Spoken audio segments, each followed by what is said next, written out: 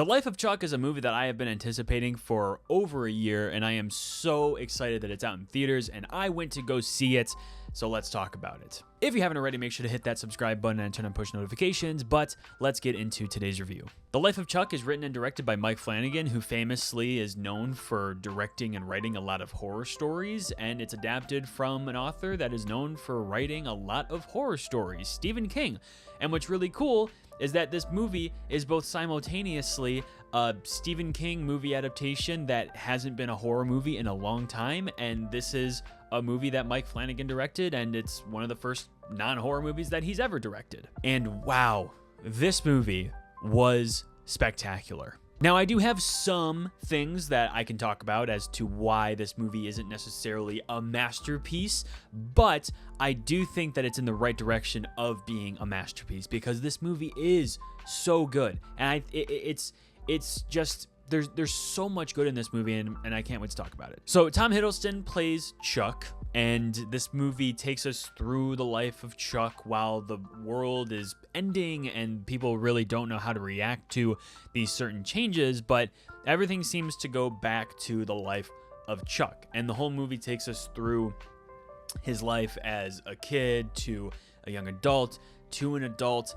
and it's just a movie about living life and appreciating the little moments and the moments of pure bliss that you have with just random strangers, and just so many important things that happen throughout your life that you may take for granted or you may look over as to what truly is important and not important. And that movie truly understands that concept really, really well. Mike Flanagan made this movie as a love letter to his family. He even cast his own kid as the youngest version of Chuck in this movie, which I think is very, very cool.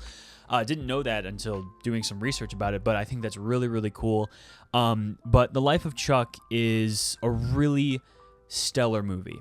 I think this movie is fantastic. It's definitely not what I was expecting going into it. I didn't expect the structure of the movie to be how it was, but I really think that it added a lot to what the movie was trying to tell us as far as the way life moves and things are unexpected, and you really don't know what's going to come next, but the journeys throughout life is what leads you to those moments. And I think that that was really, really cool how they structured this movie. My biggest complaint, if I can even call it a complaint, is that I truly do think that this movie is an hour short.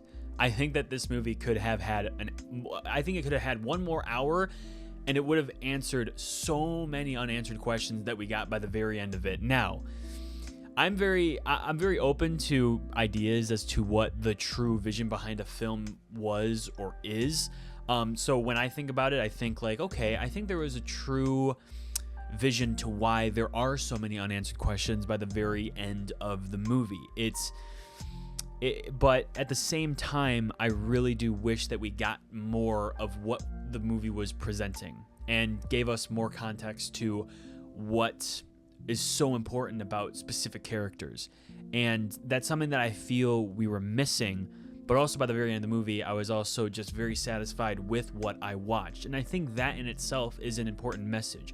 We don't need answers for everything. We don't need to know about everything. Some of the most beautiful things in life are the things that we just can't understand.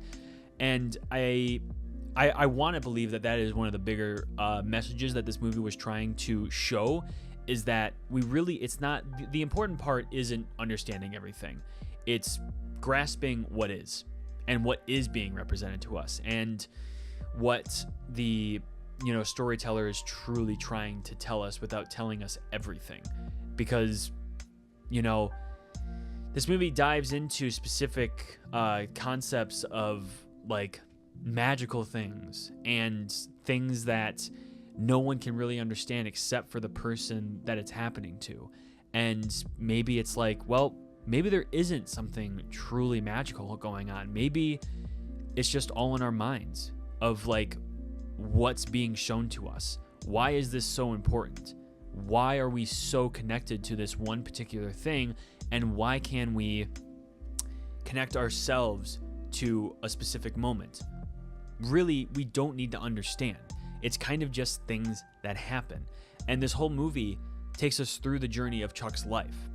And it's really fascinating to see that this movie's structure is, it starts in Act 3, goes to Act 2, and then Act 1. So it's basically being shown backwards in a sense. It's not really being shown backwards, but in a sense, the story is being shown backwards.